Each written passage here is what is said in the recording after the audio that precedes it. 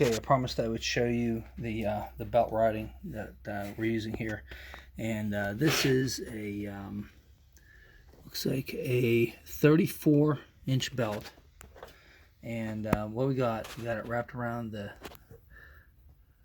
vibrational damper up across the alternator, and then routed underneath the tensioner instead of coming around and going this way. I might have been able to get a belt to go that route. The problem is I would have had to take this side and go underneath because the tensioner moves this way and it comes back to put tension on the belt. So I couldn't have routed it underneath and go up over, so I would have had to come up this way and come underneath and around. The problem with that is that the tensioner would be hitting the belt on the bottom side, so we didn't do that. Now I gotta tell you, this is a tight fit. There's a couple different ways you can put this on. One is, you put my neighbor's running his weed eater.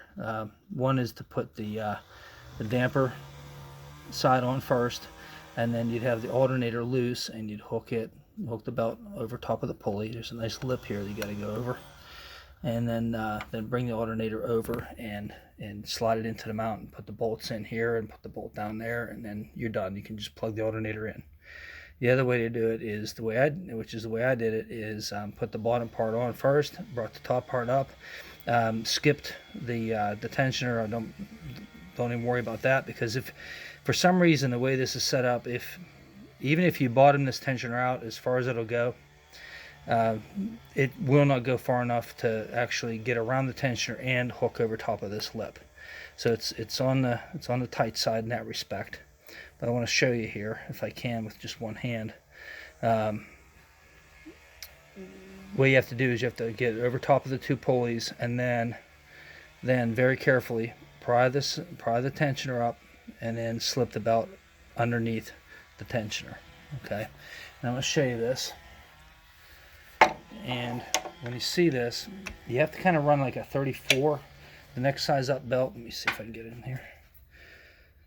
See if I can show you. Whenever you do this, you can see that belt is loose on there. I mean, it almost looks like you could pop it off, but you can't. There's not enough play in that belt to get it up over top of that pulley. So GM put a real deep groove pulley on there, I guess for a good reason. But and you can see how much the pulley or the tensioner has to move before the tension is on that belt. So if you go with a longer belt, there's not going to be enough tension on the tensioner to keep the belt tight enough, I don't believe. So you have to finagle it on there, but a 34-inch belt will fit on this. Now there is one modification you have to make, and I don't think you can see it real good. Maybe you can. Right down here, there's a little piece of aluminum on the mount that the alternator mounts on that sticks out. You have to cut that off. Yeah, I just use the cutoff wheel, cut it off, and it gives enough room for the belt to ride there. Instead of, I think from the factory it does come underneath the tensioner, underneath and up and around, so that's not a problem. But routing it this way, definitely an issue. So trying to see if we can get a better shot here. So there's a little spot there. You just have to cut that tab off, and then this bolt has a little stud sticking out, and cut that off.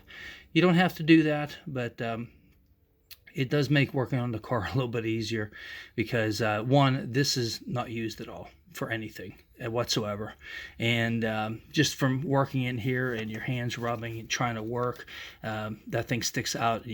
You really just take the skin right off your knuckle real easy. So we dump that. You just take a cutoff wheel and cut that off, and reuse the original bolt. So there is our serpentine setup.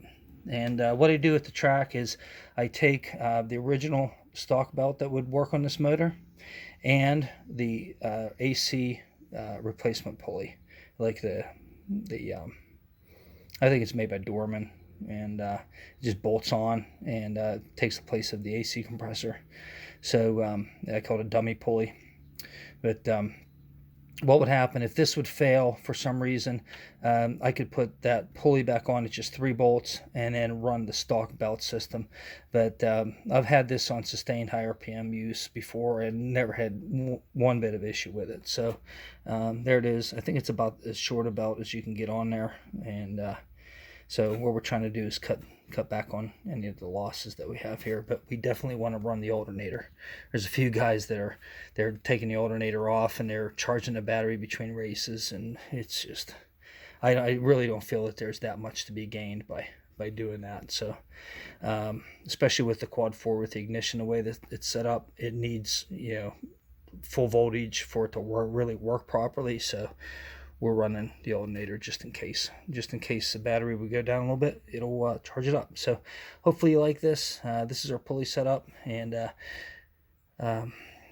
you know, I could have cut this all off down there because it's not really being used and not needed. It's extra weight, but in case something would happen with this setup, just in case something crazy, we can always you can trash this and then put the stock pulley in there, and then stock replacement pulley for the AC pump, and then put the stock belt on. So if you like this, appreciate it if you give me a thumbs up. Thanks for watching. See you in the next video.